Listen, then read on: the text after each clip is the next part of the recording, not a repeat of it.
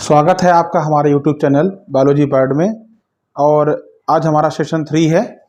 जैसा कि हम लोगों ने कल पढ़ा था कि न्यूट्रिशन इन एनिमल्स में किस प्रकार से होता है। अब आज हम स्टडी करेंगे कि प्लांट्स में न्यूट्रिशन किस प्रकार होता है। न्यूट्रिशन इन प्लांट्स जैसा कि ऑटोट्रॉफ्स कहलाते हैं। मैंने आपको बताया था कि प्लांट्स ऑटोट्रॉफ्स कहलाते हैं, यानी कि अपना फूड सेल्फ प्रिपेयर करते हैं। उसमें एक एक्टिविटी पूरी होती है जिसको कहते हैं फोटोसिंथेसिस।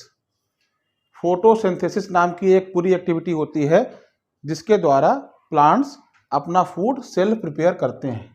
अब फोटोसिंथेसिस में क्या होता है, जैसा कि आपने प्लांट्स को देखा है कि प्लांट्स की स्ट्रक्चर किस प्रकार से होता है। उसमें रूट्स होती हैं, स्टेम होता है पूरा, जिसे तना बोलते हैं। इस स्टेम पे छोटी छोटी नोड्स होती हैं जगह जगह पे, और उन नोड्स से ही डिवीज़न होके उसकी जो शाखाएं होती हैं वो निकलती हैं, और उसमें पत्तियां, फूल इत्यादि चीज़ें होती हैं। अब जो पत्ती होती हैं, फ्लावर्स मतलब प्लांट्स की पत्तियां जो होती हैं, लीव्स जो होती हैं, इन लीव्स ग्रीन कलर की होती हैं। क्यों होती हैं ग्रीन कलर की? क्योंकि इसमें क्लोरोफिल नाम का एक एलिमेंट पाया जाता है। क्लोरोफिल जो पिगमेंट होते हैं वो क्लोरोप्लास्ट सेल्स में रहते हैं। इनका काम क्या होता है, ये सनलाइट को एब्जॉर्ब करते हैं अपने अंदर। तो यदि आपके पेपर्स में फोटोसिंथेसिस का प्रोसेस अगर आता है कि इसको डिस्क्राइब करने के लिए, तो आप इस फिगर के द्वारा, एक प्लांट्स के द्वारा इसको शो कर सकते हैं। देखिए इसमें शो किया गया, हमने शो किया है कि वाटर इनटेक कर रहा है स्टेम इस ट्री का, और ये वाटर जो है ऊपर जा रहा है, और ये सनलाइट क्लोरोफिल एब्जॉर्ब कर रहा है प्लस कार्बन डाइऑक्साइड, और वाटर की प्रेजेंस में ये ग्लूकोज का फॉर्मेशन हो रहा है। ठीक है, तो carbon dioxide plus water plus sunlight in presence of chlorophyll making glucose and releasing oxygen. So हम फोटोसिंथेसिस की जो इक्वेशन है किस प्रकार से लिख सकते हैं कि photosynthesis is the process in which plants in presence of carbon dioxide, water and sunlight with help chlorophyll making glucose and release oxygen. ठीक है, ये इसकी आपकी परिभाषा हो गई। तो ग्लूकोज और स्टार्च इसमें बनता है। अब ग्लूकोज और स्टार्च किस फॉर्म में होता है? कोई भी आप ट्री देख लीजिए जो हम लोगों की एनर्जी के लिए काम आता है। जैसे कि हम लोग किसी भी प्लांट से या तो फ्रूट्स लेते हैं, ठीक है, या वेजिटेबल्स लेते हैं, या फिर सीधे उसके जो ग्रीन पार्ट्स होता है वो भी हम लोग लेते हैं। तो ये सब क्या हो गया, ये सारी चीज़ें जो होती हैं ये ग्लूकोज का एक भाग हो गई, ग्लूकोज या स्टार्च। ठीक है, यानी कि इसमें ग्लूकोज किस फॉर्म में होगा? Carbohydrate, protein, vitamin, mineral, ETC किसी भी भाग में हो सकता है। जितने भी हम लोग फल फ्रूट्स खाते हैं या वेजिटेबल्स खाते हैं या जो भी चीज़ हम लोग खाते हैं प्लांट से जो हम लोग टेक करते हैं, वो सब इस फॉर्म में होता है जो हम लोगों को एनर्जी देता है। तो हम लोग क्योंकि हम लोग हेटेरोट्रॉफ्स हैं और प्लांट्स ऑटोट्रॉफ्स हैं, वो अपना फूड खुद प्रिपेयर कर रहे हैं, हम लोग उनके ऊपर डिपेंड हैं।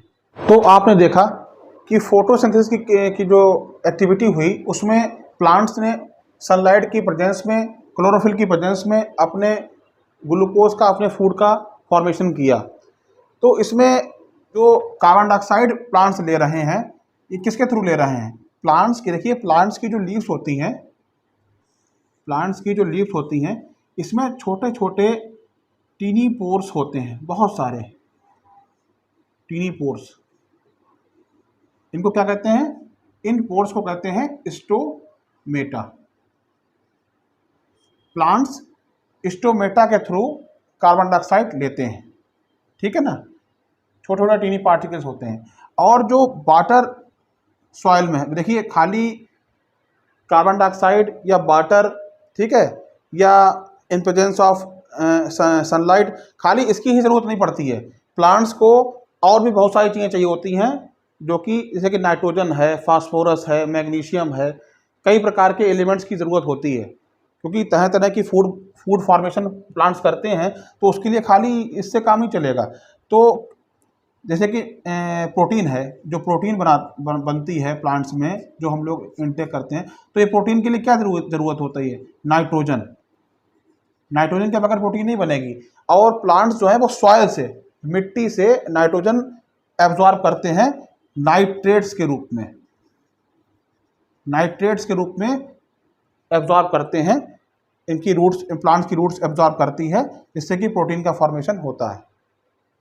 तो स्टोमेटा, जो छोटे छोटे स्टोमेटा होते हैं, ये एक तरीके से देखा जाए तो ये रेस्पिरेटरी सिस्टम का काम कर रहे हैं यहाँ पर, कि जो कार्बन डाइऑक्साइड जिसे हम लोग लेते हैं, ऑक्सीजन लेते हैं अपने नोज के थ्रू, वैसे ये स्टोमेटा जो है कार्बन डाइऑक्साइड ले रहे हैं, इन फूड फॉर्मेशन में हेल्प कर रहे हैं। जो प्लांट्स में वाटर एब्जॉर्ब किया जा रहा है रूट्स के थ्रू, ठीक है ना, ये वाटर एब्जॉर्ब करके सीधे इसको ऊपर भेज दिया जाता है लीव्स में, वाटर आ जाता है लीव्स के अंदर। तो ये किस एक्टिविटी के थ्रू भेजा जाता है? इस एक्टिविटी को जिसमें कि प्लांट्स एब्जॉर्ब कर रहे हैं वाटर फ्रॉम सॉइल से, इसको कहते हैं ऑस्मोसिस। जैसे कि क्वेश्चन अगर आपका आता है एग्जाम में कि ऑस्मोसिस की जो प्रक्रिया होती है उसे किस डिफाइन कीजिए, तो आप यही कहेंगे, in which osmosis is a process in which plants taking water from soil and reached by a process called osmosis. जैसा कि हमने आपको बताया कि जो क्लोरोफिल होता है, क्लोरोफिल नाम का एक पिगमेंट जो होता है, जो प्लांट्स की लीफ में जिम्मेदार होता है ग्रीन कलर के लिए, ये क्लोरोफिल क्लोरोप्लास्ट में रहता है। क्लोरोप्लास्ट जो सेल्स होती हैं उनके अंदर क्लोरोफिल नामक एक पिगमेंट रहता है, जो सनलाइट को एब्जॉर्ब करता है और जो हेल्प करता है फोटोसिंथेसिस की एक्टिविटी होने के लिए। तो हम अब अगर फोटोसिंथेसिस के टॉपिक अगर आपके पास आता है एग्जाम में कि आप फोटोसिंथेसिस को डिस्क्राइब कीजिए, तो पहले नंबर तो आपको ये फिगर देना है, ठीक है, पूरा डिस्क्राइब करना है कि एक प्लांट बनाया, एक लीफ बनाई, उसमें ये दिखा दिया कि प्लांट्स की रूट्स ने वाटर एब्जॉर्ब किया, ठीक है। अब आप प्रोसेस भी दिखा सकते हैं इसमें कि ये प्लांट्स की लीव्स ने वाटर को एब्जॉर्ब किया, ठीक है। उसके बाद में ये लिख दीजिए ऑस्मोसिस, ऑस्मोसिस के थ्रू वाटर को लीव्स तक पहुंचाया, और ये लीव्स में जो क्लोरोफिल नामक जो पिगमेंट है, इसने सनलाइट एब्जॉर्ब की, कार्बन डाइऑक्साइड, वाटर, ठीक है, और लाइट एनर्जी। सनलाइट की प्रेजेंस में, जो ये क्लोरोफिल की प्रेजेंस में ग्लूकोज का फॉर्मेशन हुआ प्लस ऑक्सीजन रिलीज हुई। तो photosynthesis is the process in plants in which presence of water, carbon dioxide and sunlight with chlorophyll form glucose and releasing oxygen, ठीक है। ये आपकी एक पूरी डेफिनेशन हो गई फोटोसिंथेसिस की।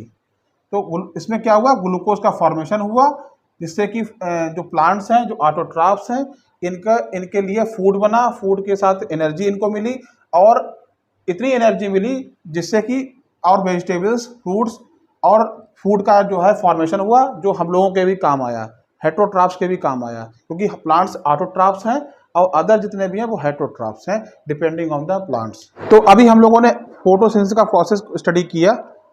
अब फोटोसिंथेसिस के बाद न्यूट्रिशन इन एनिमल्स स्टडी करते हैं। जैसा कि हम लोगों ने लास्ट में पढ़ा है कि प्लांट्स ऑटोट्रॉफ्स होते हैं, अपना फूड सेल्फ प्रिपेयर करते हैं, और लगभग वर्ल्ड के ज़्यादातर जितने भी हेटरोट्रॉफ्स हैं वो डिपेंडिंग ऑन द प्लांट्स होते हैं। तो अब न्यूट्रिशन इन एनिमल्स में किस प्रकार और कितने प्रकार का होता है, ये पढ़ने वाली बात है। तो जैसा कि प्लांट्स ऑटोट्रॉफ्स हैं और एनिमल्स हेटरोट्रॉफ्स हैं, वो डिपेंड हैं प्लांट्स के ऊपर, ठीक है। तो अब जैसे कि आपने देखा होगा, बहुत से एनिमल्स ऐसे होते हैं जो प्लांट्स पे भी डिपेंड नहीं होते हैं, बहुत से एनिमल्स ऐसे होते हैं जो दूसरे एनिमल्स पे डिपेंड होते हैं। जैसे कि फिश है, वो छोटी फिश को खाती है, कोई अगर स्नैक है वो फ्रॉग को खाता है, कोई अगर बड़ी चिड़िया है तो छोटे छोटे इंसेक्ट्स को खाएगी। तो इस प्रकार से बहुत से जो एनिमल्स होते हैं वो प्लांट्स पे डिपेंड नहीं होते हैं, वो एनिमल्स पे भी डिपेंड हो सकते हैं और प्लांट्स पे भी डिपेंड हो सकते हैं।